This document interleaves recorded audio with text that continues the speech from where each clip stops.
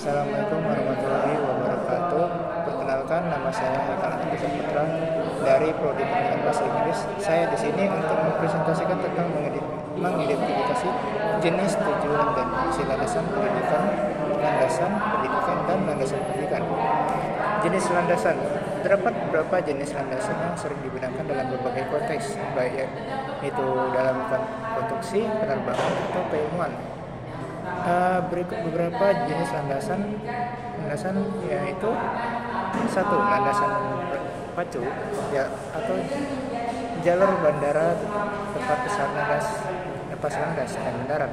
Dua, landasan filosofis, prinsip dasar atau pemikiran yang memandu tindakan dan pengambilan keputusan. Tiga, landasan hukum, aturan atau undang-undang yang menjadi dasar proses hukum atau kebijakan. Empat, landasan teori yang digunakan sebagai dasar dalam penelitian untuk menjelaskan fenomena atau masalah. 5. Landasan konstruksi, struktur dasar atau fondasi yang mendukung pembangunan atau infrastruktur. Masing-masing landasan memiliki peran penting dalam konteks yang berbeda, seperti penerbangan, keilmuan hukum, dan konstruksi. Selanjutnya, jenis pendidikan. Ada berbagai jenis pendidikan yang diterapkan dalam masyarakat tergantung pada tujuan, metode, dan lingkungannya. Yang pertama itu pendidikan formal. Pendidikan formal itu yang terstruktur yang berlangsung di lembaga pendidikan resmi seperti sekolah dari mulai tingkat dasar hingga tinggi dengan kurikulum yang ditetapkan oleh pemerintah. 2. Pendidikan non formal. Pendidikan yang berlangsung di luar sistem pendidikan formal yang seperti kursus, pelatihan ekstrakurikuler dan yang bertujuan itu untuk meningkatkan keterampilan dan pengetahuan. 3. Dan lain itu seperti pendidikan informal, karakter, dan pendidikan khusus, pendidikan tinggi, pendidikan vokasi atau kejuruan. Yang berikut adalah jenis-jenis landasan pendidikan. Yang pertama itu landasan filosofis, prinsip dan nilai dasar yang memandu tujuan dan metode pendidikan, memberikan arah dalam pengambilan keputusan pendidikan. 2. Landasan psikologis, teoris. Landasan psikologis adalah teori dan prinsip psikologi yang berkaitan dengan berkembang pelajar peserta didik, membantu pendidik memahami cara belajar dan kebutuhan individu. 3. Landasan sosiologis, aspek sosial yang mempengaruhi pendidikan termasuk interaksi soal budaya dan nilai-nilai masyarakat, serta bagaimana pendidikan berkontribusi pada pembangunan sosial. 4. Landasan kultural. Landasan kultural nilai-nilai adalah nilai-nilai norma budaya yang diintegrasikan dalam pendidikan untuk melestarikan dan mengembangkan identitas budaya serta menghargai keragaman. 5. Landasan historis, pemahaman tentang sejarah pendidikan termasuk perkembangan dan perubahan sistem pendidikan dari masa ke masa untuk memberikan konteks bagi praktik pendidikan saat ini. 6. Landasan hukum atau aturan dan regulasi yang mengatur penyelenggaraan pendidikan, menjamin hak dan kewajiban peserta didik serta pendidik. 7. Landasan ekonomi, aspek ekonomi yang mempengaruhi akses dan kualitas pendidikan, termasuk alokasi sumber daya dan hubungan antara pendidikan dan pembangunan ekonomi. 8. Landasan religius adalah nilai-nilai dan ajaran agama yang diintegrasikan dalam pendidikan, membentuk moral dan etika peserta didik, serta menciptakan harmoni sosial. Setiap jenis landasan pendidikan memberikan dukungan dan konteks yang berbeda dalam menyelenggarakan proses pendidikan yang efektif dan relevan.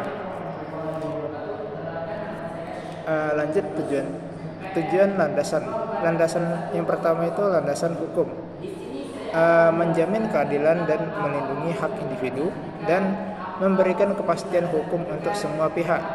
Yang kedua, landasan ekonomi, mendukung pembangunan ekonomi dan menciptakan lapangan kerja, dan serta menjaga stabilitas ekonomi untuk untuk kesejahteraan masyarakat. 3. Landasan sosiologis memfasilitasi interaksi sosial yang harmonis dan mendorong serta integrasi sosial dan inklusivitas dalam masyarakat. 4. Landasan kultural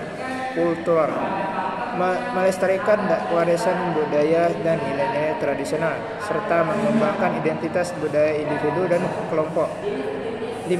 Landasan filsafat memberikan panduan etis dalam pengambilan keputusan dan mendorong pemikiran kritis tentang isu moral dan eksistensial.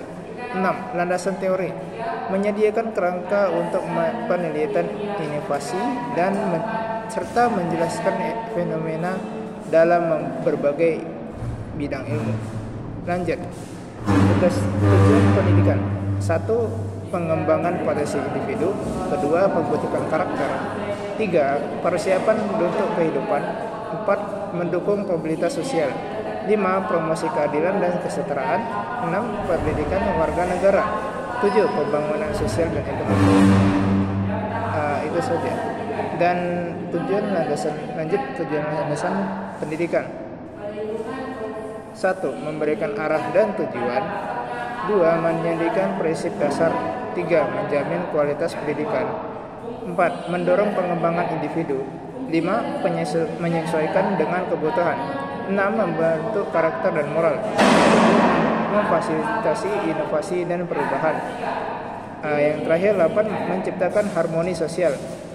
Fungsi landasan hukum menjadi keadilan dan melindungi hak individu serta memberikan kepastian hukum melalui kerangka yang jelas.